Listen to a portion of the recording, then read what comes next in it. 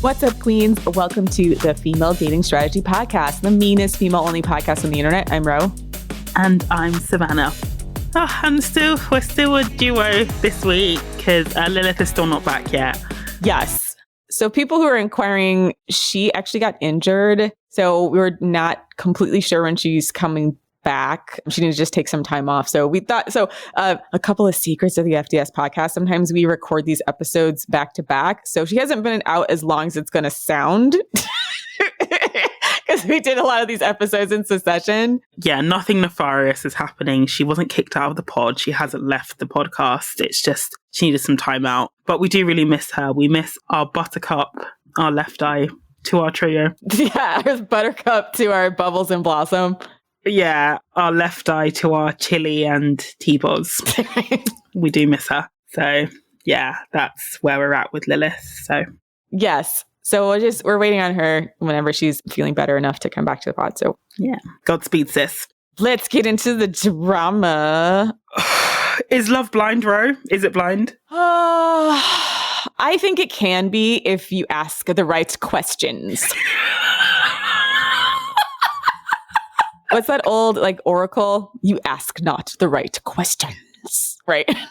I feel like the people that connected in the pod and then had somewhat successful relationships outside of it, like SK and Raven, which we'll start with, they formed a real emotional connection based on real things versus everyone else seemed like they projected an image of a person or projected themselves to be something they're not completely. Yeah. And what I liked about SK and Raven is that they were happy to go with the slow burn of things, whereas everybody was like, we have this connection, we're so perfect, we're matched. But they were just happy to just allow the connection to develop organically. And it was really almost like seeing their redemption arc. They sort of went from the loser couple of the show to being the show's biggest success story because they did it in their own way, even when other couples were ragging on them for not having sex or for not being outwardly intimate all the time. But it's because they were just getting to know each other and they were taking their time as well. So I think there's a huge lesson to be learned there. Yeah, they both seem like introverts to me, right? They just seemed like it took them longer to warm up to each other and that it's not as easy for them to be as outwardly expressive or immediately emotionally attached like some of the other contestants were. Yeah. I mean, can I just say that they tried to make the fact that Raven wasn't Nigerian into this massive plot point when any Nigerian couple, I'll just say though, because my parents are Nigerian, I'm Yoruba, but any Nigerian knows that if they marry somebody who's not from the culture, they're not going to be a Nigerian wife. So when they were asking, are you going to be a Nigerian wife? It's well, no, because you're not Nigerian. They wouldn't expect you to do that.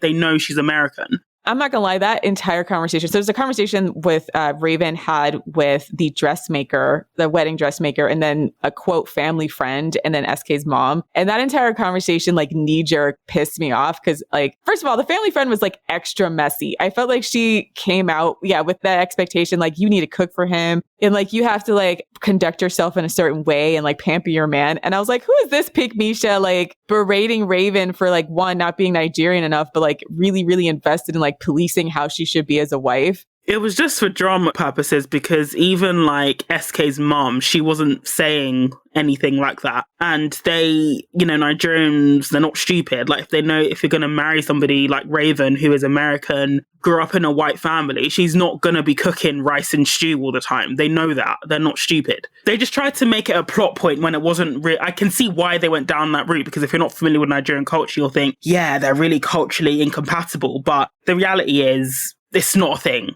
Okay, so it was a drama thing. It was 100% a drama thing because they know that Raven is not going to be a Nigerian wife because she's not Nigerian. Because what made me nervous, and I know I mentioned this in the first half of this episode series, was that marrying into another culture, I would be so afraid of the women ganging up on you and henpecking you like that. And your husband not standing up for you and saying, yo, I married an American. Because as soon as somebody started in on me about how me not being Nigerian enough, as long as if it felt serious and not they're just trying to be funny, oh, your Amala is trash or something like that. If I tried to make it, I'd probably laugh that off. But the whole conversation of trying to police the relationship to do things specifically the way of their culture when you're really trying to merge your two cultures, I feel that would make me feel attacked, So, but maybe it was just you said, drama for the purposes of the show. It was just a drama thing because I really loved SK's mom. Like, she's so... Yeah, oh my God. She was the MVP of the season. Let's just keep it real. She was so cute. Like, I was like, oh my gosh. Like, and I really liked SK.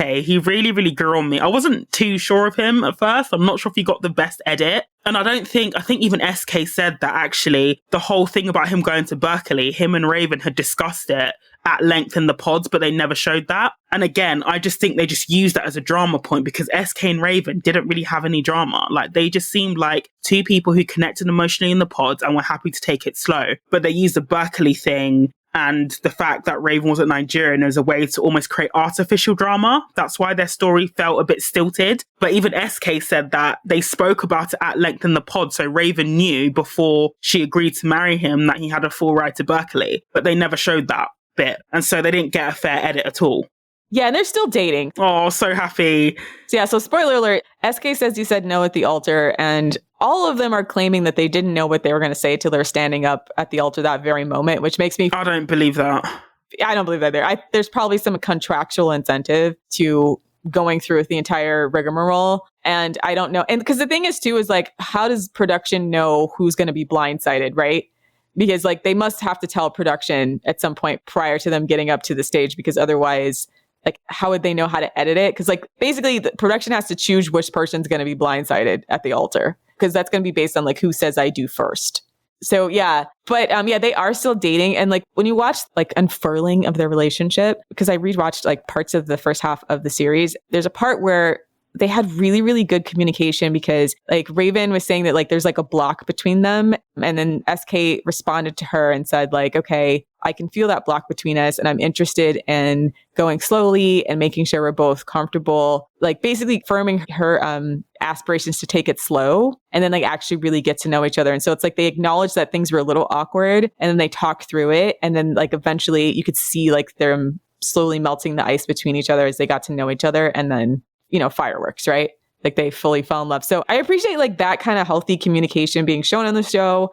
Someone who like loves you and like wants to be with you will respect your boundaries. Like, because SK was really, really respectful of Raven's boundaries. And vice versa. And I do think out of everyone on the show, they were the couple that really personified that love is blind, because I don't think that Raven would have gone for someone like SK had she seen him before. But even Raven said, this is about love is blind. Like the physical isn't important. So I think they were truly committed to the experiment, which I respect as well. And I love the way SK called out Bartise for like sharing how he hadn't slept with Raven, like with Nancy. Yes. This is at the reunion. Yeah, it's at the reunion where basically SK basically called Bartise out for saying that it's really inappropriate that you went and told your fiance that I hadn't had sex with Raven after I confided in you. It was like, bros, like we did that. I did it as a bro. I didn't expect you to then go and say it the way you did to Nancy.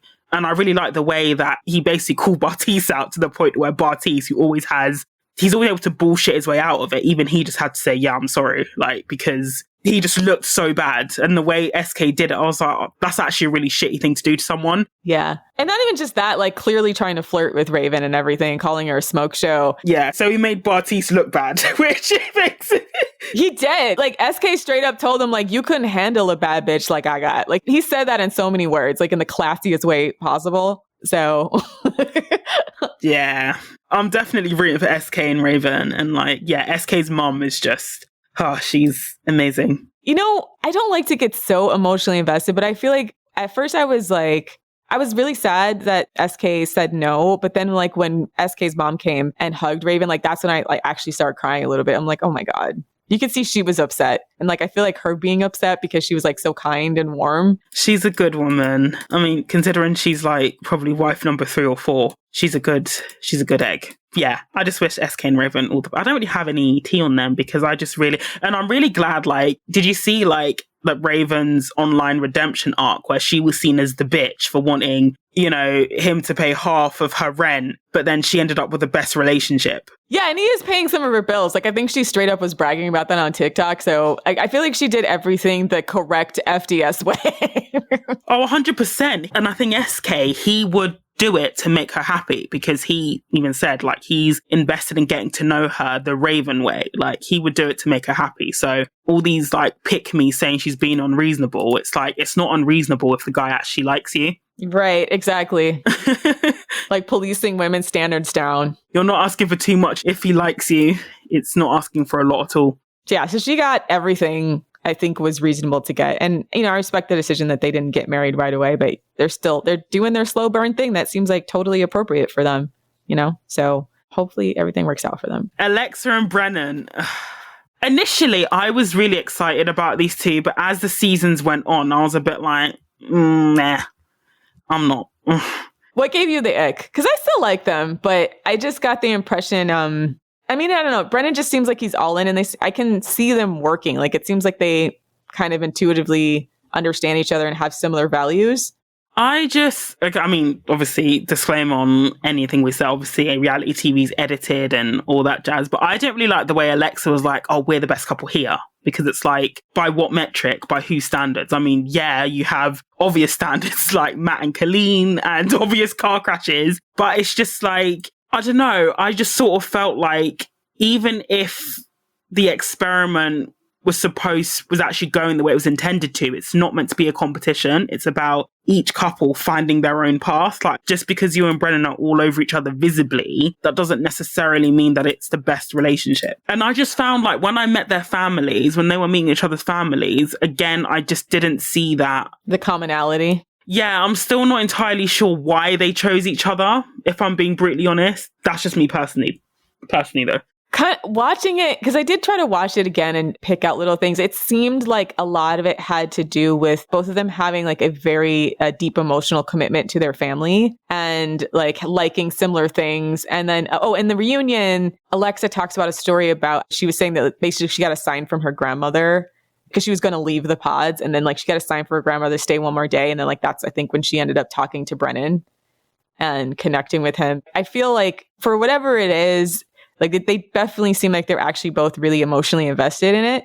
And it does seem genuine. I think they're both actually like genuinely physically attracted to each other. It sounds like any sexual issues they had, they worked out and are actually having really good sex. It seems like Brennan was able to hold his own a little bit and like Alexa's kind of antagonistic friend group and with her dad. Her dad was a little aggressive with the knives and whatnot and the contract. Let's park the bus and talk about. Okay, what made me extra mad about her dad? Papa Alfia.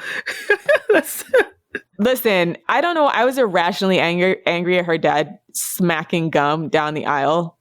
Like when he walked Alexa down the aisle, he had his mouth like wide open, gagging on like some double bubble or whatever.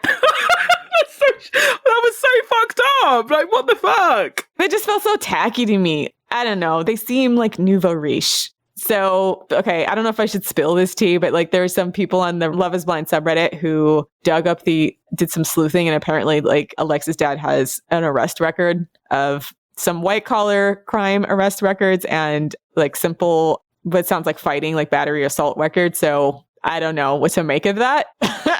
So it seems like her family is like gets wild.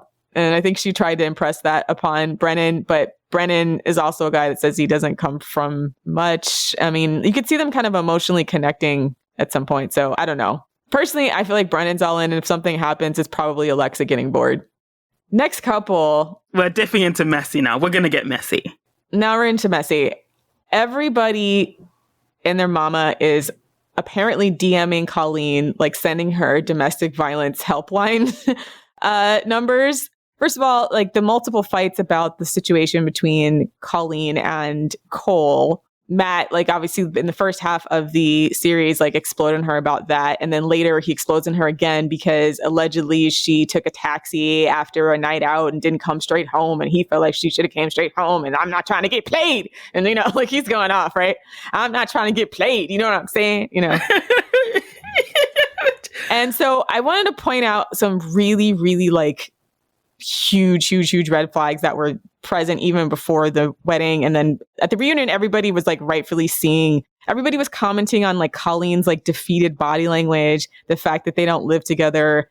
Just how afraid she looked when they replayed the pool clip. Like she genuinely looked like scared, as in this guy's gonna just fly off the handle. And I want to point out that his friends talked about this. Like, this is like, this is why I love covering this show, is because it gives us like some real world examples to show and explain to our listeners about like how to spot these little red flags, as well as like the tells around the situation. One of the biggest tells to me is when his friends break code to talk about like something serious about him, like his temper. When you saw the conversation that happened between Colleen, Matt's friends, and Matt, straight up, Matt's friends were like, he yells and he's known as 2-date Matt. And he hasn't been in such a serious relationship since his first wife left him. And like, they basically over and over said that like impressed upon her. And you could see on their face that they're trying to kind of tell her like he's not really ready for all this. Yeah. And I sort of like the way Matt tried to spin it as if like him not being in a relationship since his ex left him was by choice. I don't think it was by choice. I think he ran them off 100%. Absolutely. I think his energy is so aggressive. It's so aggressive and so intense. He seems like the kind of guy, when you first meet him, he comes across as really romantic because he's so full on. But what he's actually trying to do is he's trying to monopolize your time and trying to make you only think about him. We see this with Colleen as well. The minute he got her in quotation marks, he then started trying to get her to rehearse what she would say if another guy looked at her in a club and stuff like that. It's just, he just gave off, and I'm just so annoyed that we'll get to the reunion in more detail, but how he just got a pass for all of his blow-ups. And even in the reunion, he was alluding to the fact that they argue like daily, and it's like, ladies, it's not normal to be having daily arguments with your partner. That's not normal. You can disagree, you can have back and forth, but to have like an argument on a regular, it's not normal. Yeah, he seems very, very controlling. The little conversation he had with Zanab, like they honestly point blank. Do you remember they just hyped each other up? Yeah, like where they just hyped each other up. Zanab has like a passive aggressive way of dealing with her insecurities, and then Matt just like completely explodes in the moment. He blows up, yeah. Yeah. So those are maladaptive and unhealthy coping mechanisms for those emotions. And so I think with Colleen, and actually fast forwarding to right before the wedding, Matt's friend and like point blank says to Matt, I don't think you're ready for this, like right before he's ready to walk down the aisle to go towards the altar. So I feel like if a man's friends says anything to that effect about his temper, about him probably not being ready to date, remember, men aren't like necessarily as emotive as women are when they're telling stories. So like if they break code and they drop little hints, red alert, abort mission, like, cause like it's always way more serious than even his friends will even allude to, right? It's so unusual for guys to do that. So if they are doing that, they are highly concerned, right? Like, so I just wanted to point that out because like when I watched it back, yeah, there's little hints around the way that his friends are super uneasy of what's happening, and not like just in a, okay, this is unusual, but we're happy for you, buddy. But like straight up, like they think he's going to probably sabotage this relationship because he's clearly got unhealthy habits. Yeah. And perhaps not treat Colleen all that well. They're just both like oil and water in a way that, you know, like Zanab and Cole are not suited, in almost a very unhealthy way. Colleen and Matt are well suited in quotation marks because she's a people pleaser and he likes to be able to use that to control her. And she straight up says, like, it's so wild. Like, this was kind of sad, but in like the third or fourth episode, when Matt has the first blow up, she says point blank, like, so what if I'm a people pleaser? I want to make this work. And I'm like, oh no. No. Yeah, it's just really, really sad. And you could tell even before that she was way too emotionally invested because she was like crying after Brennan and Cole originally passed on her as far as engagements. And she was like crushed by this. So like, this is a person that doesn't have like as much self-worth as they need. And so someone like Matt is just running roughshod all over her boundaries, and he's controlling, and she doesn't have the self-esteem to like set her boundaries, know to leave that situation. So we're all collectively scared for her. Hopefully, I'm going to wish for the best. Let's put it that way. So who's next on the docket? Nancy and Bartise. Okay. I have to say, I love Nancy's brother, Steve. I love him so much. So Steve, like the one who was like, he's a punk. He's like, wasting our motherfucking time. You brought us out here wasting our motherfucking time. Yeah. And he was like, he's a punk. I was like, wow. I'm not gonna lie. Like, okay, so Oh, there's so much to unpack about their relationship in particular. So again, trying to watch it again to get like the clues of like where everything got derailed. It's when he saw Raven, basically. Okay, I thought that at first, and then when I watched it again, actually, I'll put this question to the FDS class of 2022. What do you guys think? So there's two opinions like of how to handle this. Like there are going to be other people that you find attractive outside of your relationship. Any given room you're in, there may or may not be people who are far more attractive than you, or your partner considers them far more attractive to you. Do you prefer your partner to be honest about that? Or do you prefer them to like say things like, you're the only girl for me, the only girl in the world? Because what happened is like Bartise and Cole, both of them said like an honest thing about how they felt, but then also like recommitted to the relationships they had. But it seems like the women both really held on to that, like them being honest about that, and internalized it like severely. And then kind of like it ended up being a bigger thing, which I'm going to tell you, like in the past, if any guys ever said that to me, I've just like kicked it back to like, let me tell you how I've handled guys like Bartise. Which is good. I tend to just give it right back to him. Like I might have just said, like maybe he didn't really like rank them the way that like Cole did, like 9 out of 10, 10 out of 10 or whatever. But I also think Cole might have been sarcastic. But he said something like, oh, Raven's a smoke show. I probably would have just like referenced somebody else I think is really hot and like made fun of his dumb little earring and then gone about my business, right? Like it wouldn't have like phased me emotionally the way it seemed like it really made Nancy feel diminished. You know what I mean? Here's the thing, though, about more so Bartise, but Cole as well. We'll toss him in there because he did a similar thing about these men being honest in this regard, is that I feel like they use it as a manipulation tactic. Because let's say, for example, Bartise told Nancy, Raven's a smoke show, and she reacted badly. He would then interpret that as, you don't want me to be honest with you. When actually, if he truly believed that, and I believe he did believe that Raven was better looking, he should have just ended the relationship. So yeah, the thing about that is like, okay, so, and this is my blind spot because I've been roasted by people because of my like views on like femcells, and like apparently I don't understand what it's like to like not to be like so insecure about your looks that it affects your ability to have any self-esteem. Like I didn't take that as like, I don't think it's a problem if a guy doesn't think you're the most beautiful woman he's ever seen, because quite frankly, he's never going to be the most attractive man you've ever seen probably, right? Like, you know what I mean?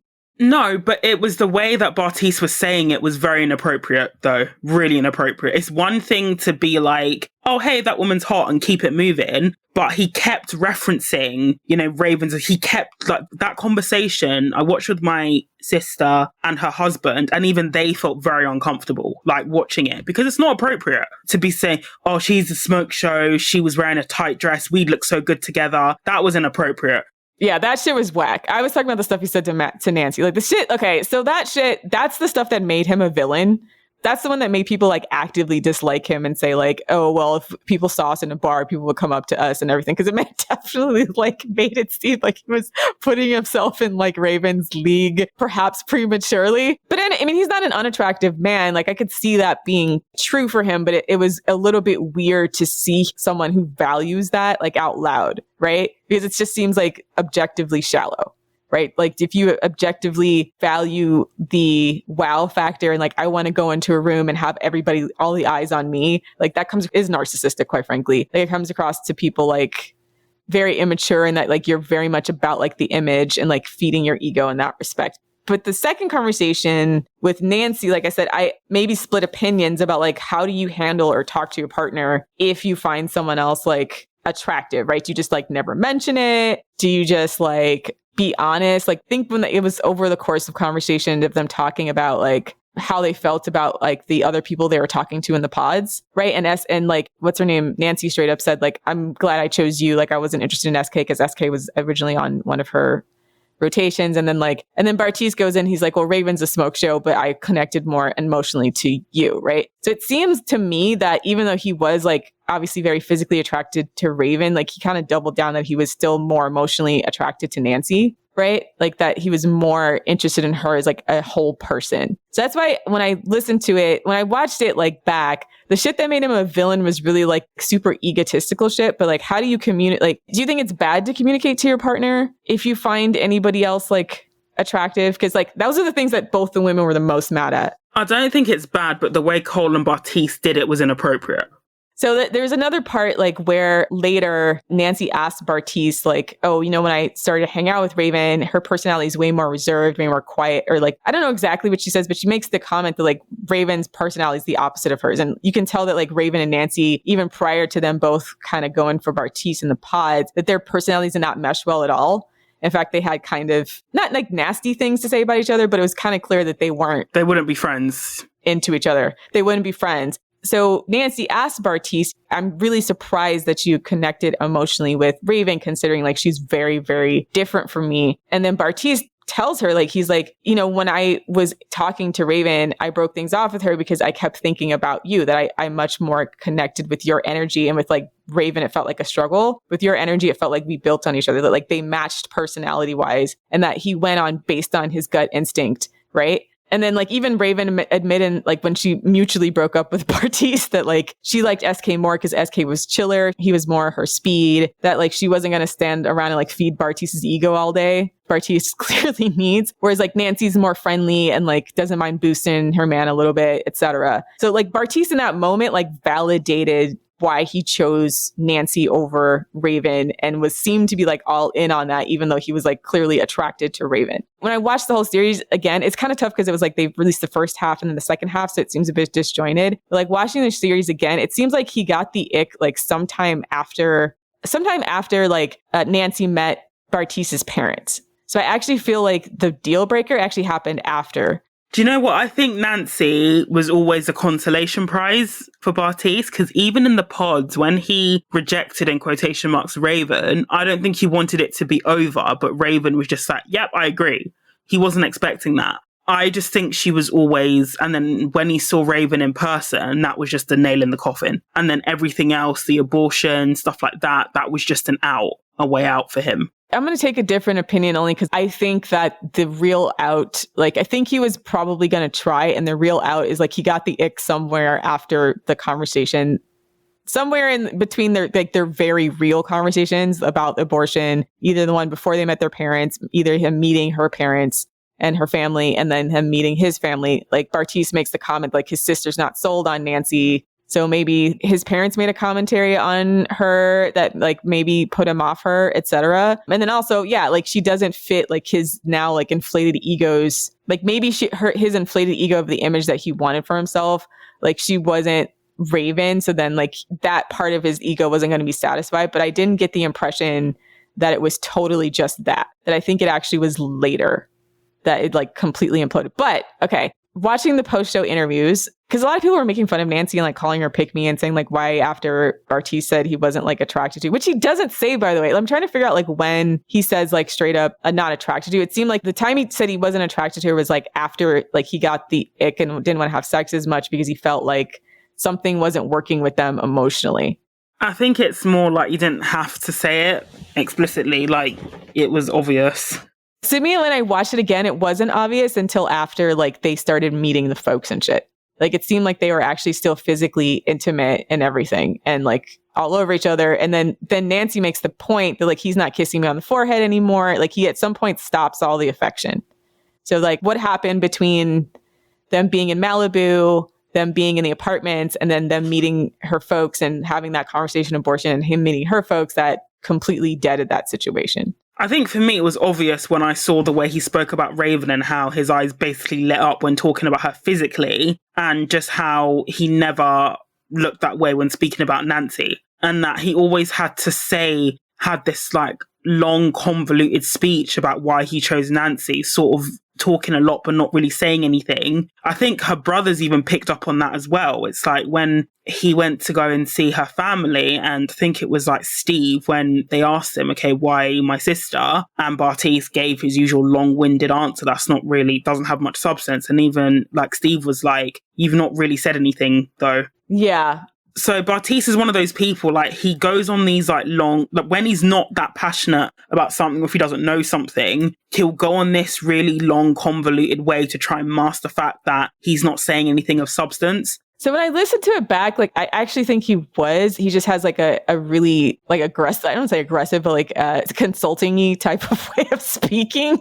like his brother asked him like, okay, would you love her? She was 400 pounds. And he says something like, well, I'm not going to pretend that physical attraction isn't important. So I feel like he was honest with everybody when I watched it, but I do think he may not have been honest about like what was giving him the ick with Nancy. And before he says like, sometimes my relationships just fizzle out and I don't know why. Right. So I think he just gets the ick at some point, and or he's a guy that just likes the chase, and Nancy wasn't enough of like, I feel like if that entire situation would have gone differently, if Nancy wasn't acting so insecure over Raven and just like settle into her bad bitchness, you know what I mean? It didn't really start, to be fair. It didn't really start with them. Yeah, because they started in pods, I guess. But it was like they were all like 100% going pedal to the metal. And then at some point, the reality hits him of like what it's going to take to be in a relationship. And then that reality is like too overwhelming for him to actually like continue whatever attraction he had to Nancy before. Because he, like, it's weird because at the beginning, he's like, they're both Cole and Bartise. All they talk about in the beginning is like how attracted they are to their partners.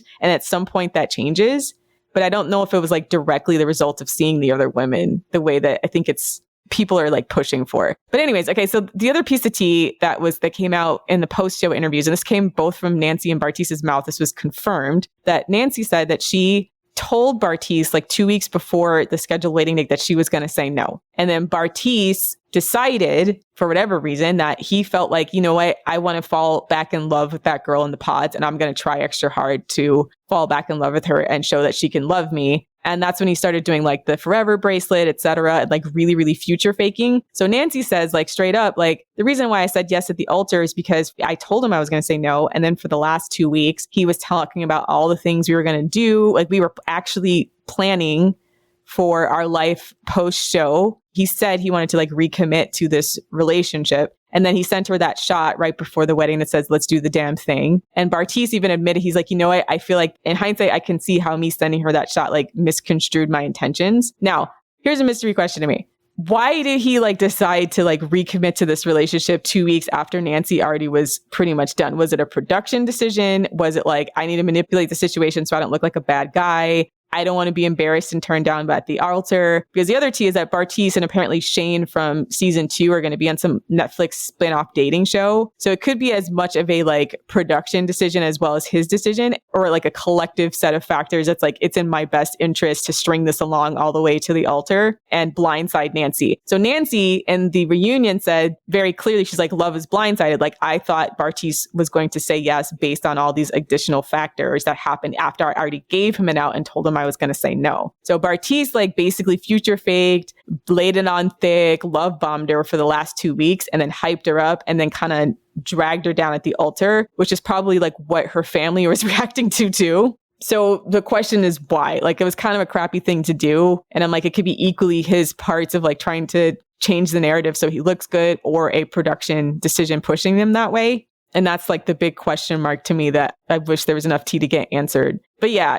I feel like if the guy gets the ick, like the way that Bartise like got, I think it's over. And I think Nancy already knew it, but didn't, and like tried to end it. And then for whatever reason, they didn't. And it seemed like it was mostly because of Bartise trying to like paint this fairy tale for Nancy that he didn't intend on delivering. And he says he didn't know if he was going to say yes till he was up to the altar, but that's what they're all saying. And we think that's all bullshit. So I think that's bollocks. Yes. Okay. So that's that portion. But let us know about like how you handle conversations with your significant other if you ever feel, because I don't like to be lied to. I don't want a guy to say to me, like, you're the most beautiful girl in the world. And I think it's bullshit. Like, I won't like believe it. You know what I mean? I don't know. I probably would have just had that conversation. And like, I think I'm like kind of, now you can see why I end up dating guys like Bartise. I'm a little like bit logical in that way. Like I wouldn't have been as like offended as the women as clearly were. I'm like, yeah, she's pretty. It's just the way, if I look at the way like my sister and her husband and my parents talk about other attractive people, they do notice people who are attractive, but they're not like salivating like Bartise was, or constantly going on about it. Yeah, he was definitely like,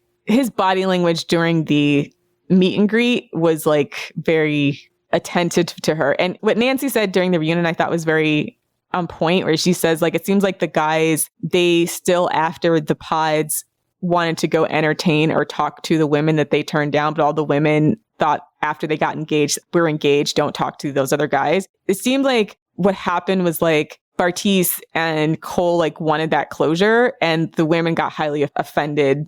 And also like them talking about like the physical attributes of it being different than they expected. The women got highly offended, which I think is fine. This is not a right or wrong answer. I'm just looking at it like I would prefer somebody just tell me the truth up front. Like I don't want anybody to tell me like, you're the most beautiful thing I've ever seen. Like if it's not like genuine. But it's also about just having that emotional intelligence as well. Like being honest is also about tact as well. Like, and I'm sure my parents will tell me all the time, you don't have to say everything that comes into your head. Like you actually don't to your partner, especially if you know.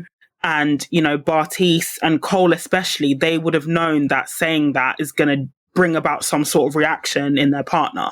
And I sort of don't like this whole, especially male honesty. Like I feel like in this case, it almost gives them a pass to be saying stuff that's actually quite hurtful, because you can say something that is honest, but it can still be hurtful. But sometimes what men do is they will act like you're being unreasonable, you know, for reacting badly to something that they've said because they were honest in quotation marks. And it's actually what they've said is also quite hurtful.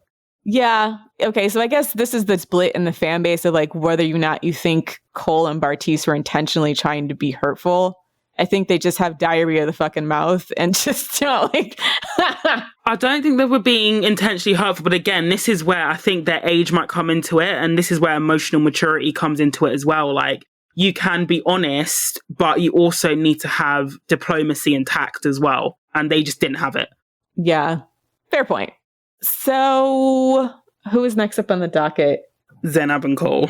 Yeah, Zanab and Cole, the last messy ass relationships to go in.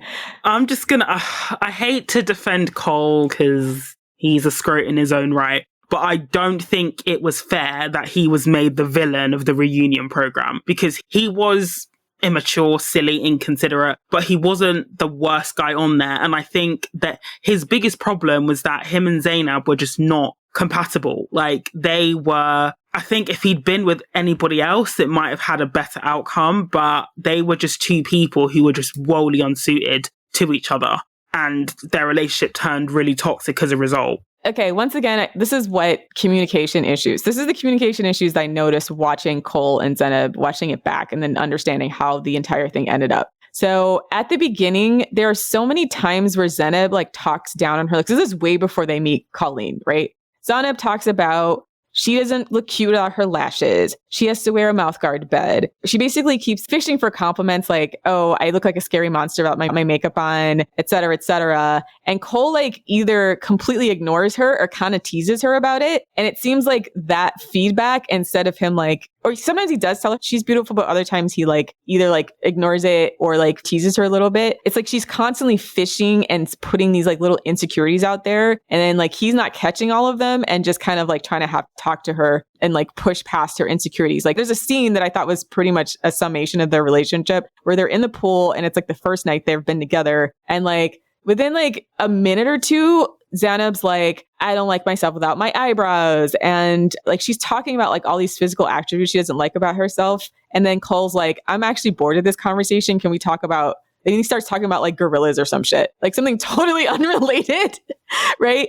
Because like all she wanted to talk about constantly was like the thing she was insecure about. And then they get into the hotel room and it's the same thing over and over. And then she's like, I'm gonna look like a totally different person without my makeup. And then like Cole looks at her and it seems like a joke. He's like, yeah, you look totally different. And she's like, are you sure? Do you still like me? And he's like, yeah. He's like, I like your little freckles and everything. And then she's like, oh, I thought you wouldn't like my eyebrows aren't dark, etc. And then he's like, oh, you look like a scary monster, right? Just kind of like joking. So it looks like from the beginning, she creates this like self-reinforcing loop of like constantly announcing the things she's insecure about. And Cole only like catches like a third of it, right? To like reassure her. And the other times he's either like dismissive or ignoring her. And so it feels like she's kind of like, she's like building all these like ways that he's not responding properly to then like get mad at him later. And then immediately the day after they have sex, like she's acting like mad weird and like standoffish to him. And he's like, he started asking her like, what's wrong? And she's like, well, he didn't cuddle with me, like bring me breakfast in bed, etc. And Cole was just like, well, I thought she just wanted to sleep and I just got up, you know, to take a shower. Right? She didn't get up yet. So I just let her sleep. And like, that's something that would have been like immediately solved if like Zanab had just said like, oh, come back to bed, or like, why'd you leave bed? But instead she like immediately goes into like punishment mode with him, giving him the silent treatment, being kind of like nitpicky with him and standoffish about the towels and shit. To me, with her, she has so many insecurities that she self-sabotages. Like, you can watch her sabotaging that relationship in real time. She's over communicating her insecurities, quite frankly. She brings them up way too much. And then like when Cole does something she doesn't like, she doesn't like address that thing, but then like explodes about some other thing. And that's when I think he started calling her like passive aggressive, because like he doesn't know why she's fucking mad. And you can see in their interaction that he's completely and totally clueless, right? He just knows that like she randomly gets mad at him sometimes. And he's like, I don't understand what we're arguing about. Like, yeah. And and like the cutie scene, I'm glad they cut that in at the end because it didn't go down the ways she said that it went down. So at the reunion, Zanab said that Cole basically almost that she resorted to not eating during the course of their relationship. So she'd have like a banana and peanut butter because Cole brought out those insecurities and was controlling what she ate. And she referenced a particular scene where there was she was about to eat 2 cuties, which are 2 tangerines or something like that, and Cole comes up to her and says, are you gonna eat both of that or something like that, but you need to watch your appetite because they were going for dinner later on in the day. So that's a story that was told by Zanab at the reunion. But when you watch the clip, you then hear Cole expressing concern that all she's eaten that day is a banana, and Cole says, but I offered you my poke bowl and you said no. And Zanab said, well, yeah, that's because we had it last night. So she tried to make out that basically he was controlling, trying to get her to eat basically nothing, when if you watch the scene, it didn't go down like that. I genuinely believe that Cole was joking, but again, he lacks that emotional intelligence to realize that actually he might be flying quite close to the wire and not to joke about how much she's eating if she's not eating enough already, if you see what I mean. Yeah. So again, post-show interviews, Zanab like basically accused him of like inducing an eating disorder in her and all this kind of stuff. And then even at the altar scene where she dumps him, I feel like she had a lot of valid points, but then it's like, she is like, you have completely destroyed my self-confidence. And I'm like, girl, it is called self-esteem. Esteeming your motherfucking self. I'm going straight Cat Williams on this one. A man cannot destroy you in fucking 6 weeks, right? Like that was the time where I was like, whoa, whoa, whoa, whoa. Like, she took every little thing that Cole said, totally internalized it, and then exploded on him, right? And I kind of felt like that, first of all, very maladaptive way to deal with it. But at the same time, like, he did do some things that were very insensitive,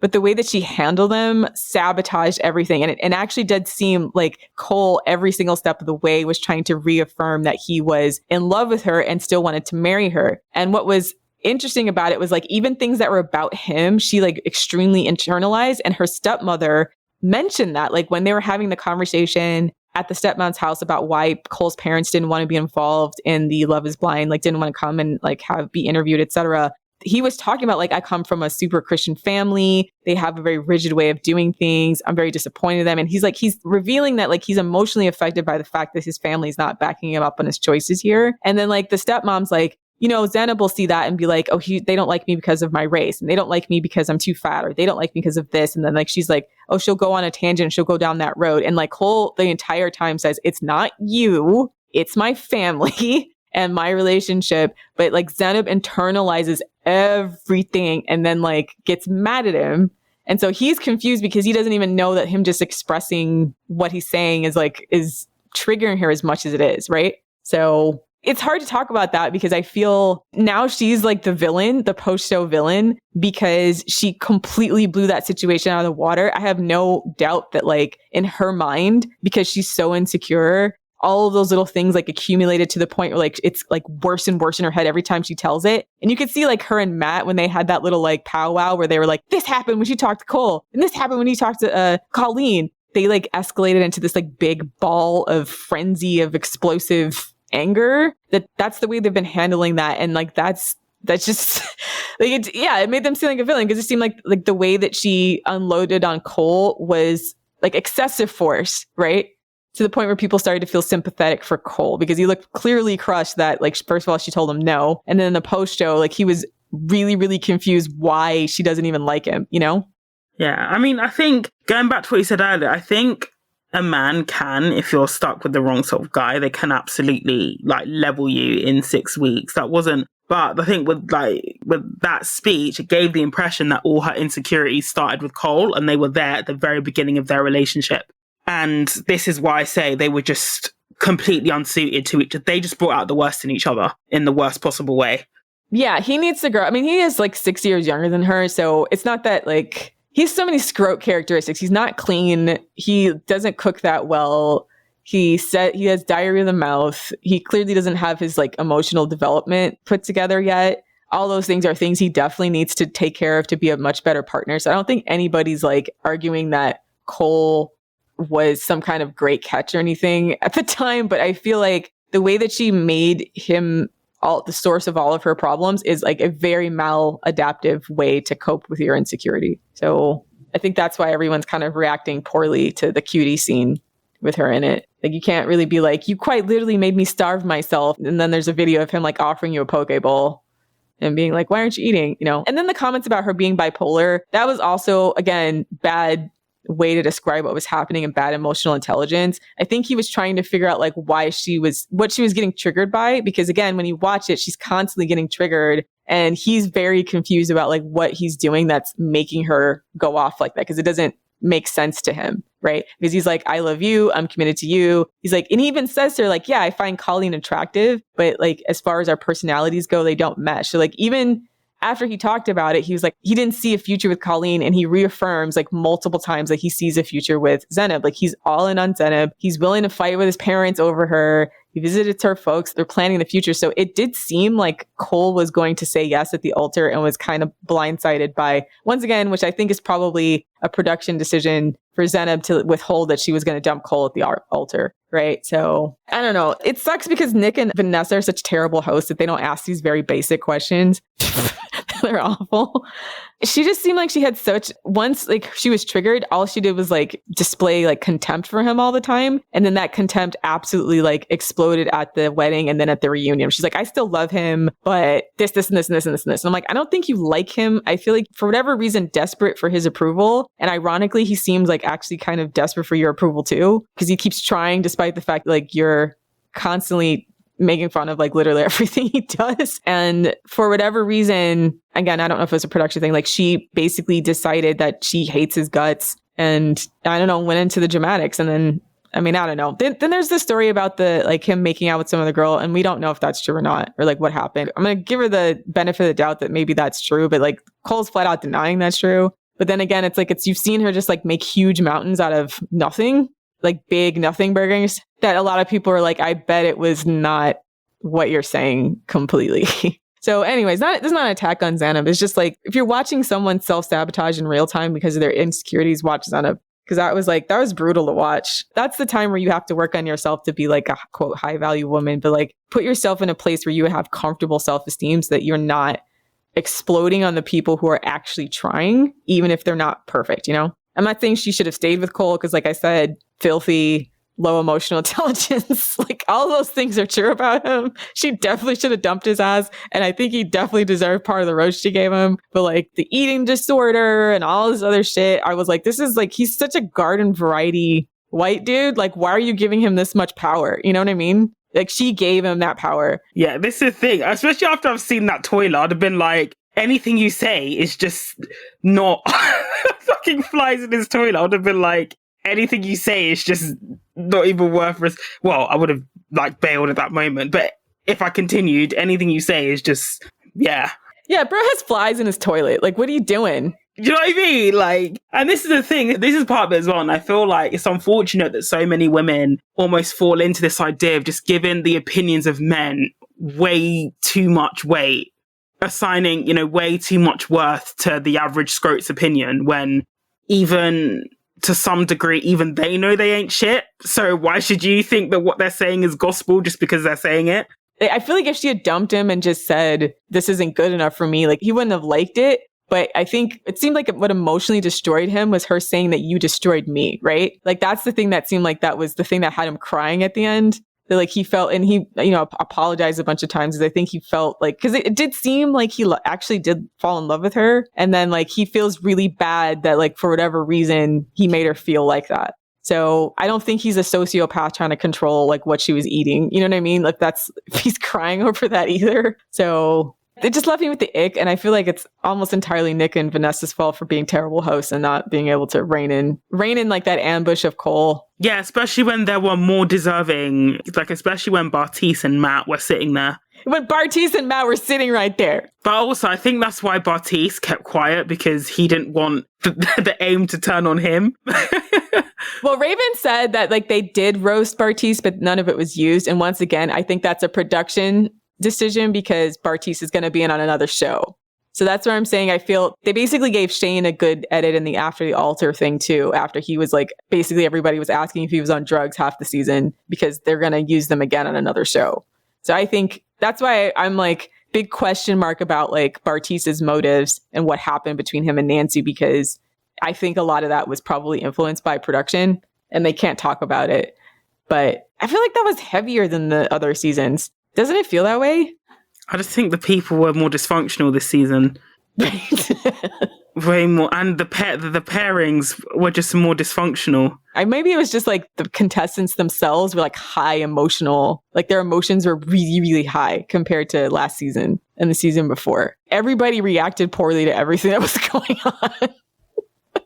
Like it was just high drama to the max. So yeah, I think that's all I wanted to say about these couples. So let us know what you think.